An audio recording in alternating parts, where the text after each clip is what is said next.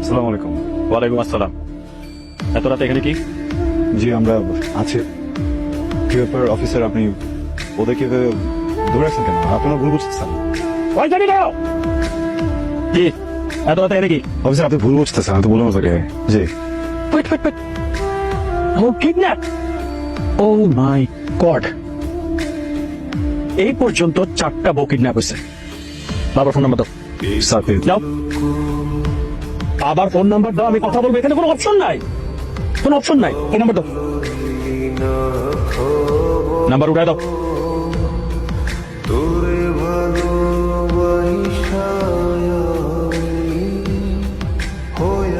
আসসালামু আলাইকুম। আপনি কেমন মেয়ে জন্ম দিচ্ছেন বলেন তো? আপনার এইরকম একটা অবস্থাতে আপনাকে রেখে আপনার মেয়ে চলে আসছে। আরে আমি সত্যি আপনার কষ্টটা বুঝি। হাজরি করেন, আমার মেয়ের আমি নিজের হাতে ওই ছেলের সাথে পাঠায় দিচ্ছি। আমার মেয়ে আর মেয়ের জামাই যদি গায়ে কাটা নাজর পড়ে, আপনি কোত্থেকে বলতেছেন, কে বলতেছেন, আমি কিচ্ছু শুনবো না। একদম খবর পেয়েছেন। লাগান। ছাড়েন আমাকে। হ্যালো, আচ্ছা আপনি কেমন বাবা, আমাকে একটা কথা বলেন তো। এত রাতের বেলা ছেলে আর ছেলের বউকে বাইরে পাঠিয়ে দিয়েছেন ঘোরার জন্য। এমনও তো হতে পারে যে জায়গাগুলো নিরাপদ নয়, সেখানে ঘুরতে যাবে। কোন একটা দুর্ঘটনা ঘটে গেলে আপনার ছেলে আর ছেলের বউকে আমি নিরাপদ ভাবে আপনার কাছে পৌঁছায় দিতেছি। আজলামো করেন আপনি। ছেলেকে বাসা দিয়ে আসবেন। আপনি আসেন, ওকে তো মারবো মারবোই, আপনাকে জানে মেরে ফেলবো। ও আমার ছেলে না, ওকে আমি বাড়ি থেকে বের করে দিয়েছি। ভালো লাগে। আপনারা এক্সাইটেড হন না তো? শাওন ওর হাজবেন্ড না। হ্যাঁ, হাজবেন্ড কে? তুই কার বউ জামাই কই? রাফসান, রাফসান, তুই দেখাম না, তুই অনেক বিয়া তুমি করিস, আমি সব সহ্য করি, কারণ তোকে আমার নিজের ছেলের মতো দেখি। তুই এরকম একটা চাঁদের মতো মেয়ে বিয়ে করে তুই আমার চাচারে বলার চেষ্টা করলি না? তুমি শান্ত হও। আমি ওকে নিজে বই ঘর বাড়ি নেই, ওরা মানে রাফসানের আব্বা ওরা বিয়ে মানে নাই, ঘর থেকে বাইর করে দিছে। এখন একটা রাত তুমি থাকার ব্যবস্থা করতে হবে নাকি? কালকে আমরা পার্মানেন্ট কোনো ব্যবস্থা করে দেবো না। তুই আগে বলবি তো, মানে তুই তো জানোস আমার একটু হাইপার আছে, আমি অল্পতে মানে টেনশন পড়ে যাই, জানিস তো বেটা। আগে বলার সুযোগ দাও, তুমি তো আইসে বাড়িটার মাথায় তুলছো। আচ্ছা শোন, তুই একটা কাজ কর, এই তোর শোবার ঘরটা আছে ছেড়ে দে, ওদেরকে থাকার ব্যবস্থা করে দে। আর তুই যে ড্রয়িং রুমের সোফা বা ফ্লোরিং করে শুয়ে নিস। হ্যাঁ ঠিক আছে, তোমার টেনশন করা লাগবে না, আমি ব্যবস্থা করতেছি। আরেকটা কথা বলতে ভুলে গেছি, ওরা এখন আমার কাছে আসছে না। তুই একটা কাজ কর, তোর চাচার সাথে কালকে কথা বল, কথা বলে ওদেরকে যে ছাদে আমাদের ছেলে পড়ে যে ঘরটা আছে ওখানে থাকার ব্যবস্থা করে দে। আমি সব ব্যবস্থা করবো আম্মা, তুমি জাস্ট ঠান্ডা হও। তাহলে একটা কাজ করতে চলে যাও, সকালে করে তোমাদের থাকার ব্যবস্থা করে দিলাম, আমরা একই রুমে থাকুম। কেন তোমাদের তো বিয়ে হয়ে গেছে মা, অসুবিধা কোথায়? কখন? তবে কি বিয়ে হয় নাই? হয়েছে, আমার বন্ধু কি জানে তো পুরো নাকি? ও আচ্ছা।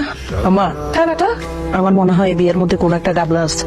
ওই তো ইন্দুরের মতো সবসময় সুখ সুখ করো গন্ধ পাও, বুঝছো? তোমার ক্ষুদা লাগছে? তো যাও ফ্রিজে পুডিং বানায় রাখছে, যাই খাও, পেট পূজা করো, যাও। এখন পুডিং কেমন? না খাইলে না খা, চুপ থাক।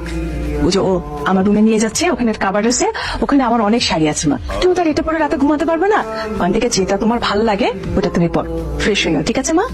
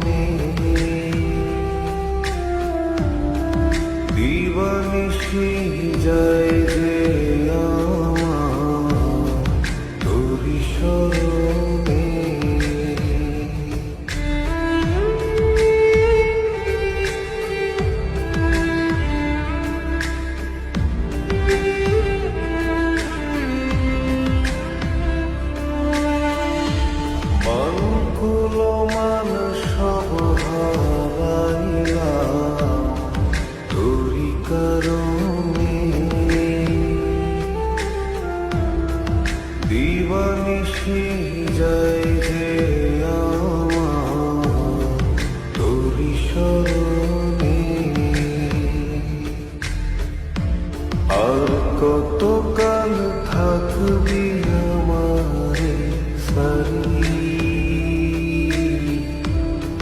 তোরি সারা ভাল লাগে না ভিড়া মারিবা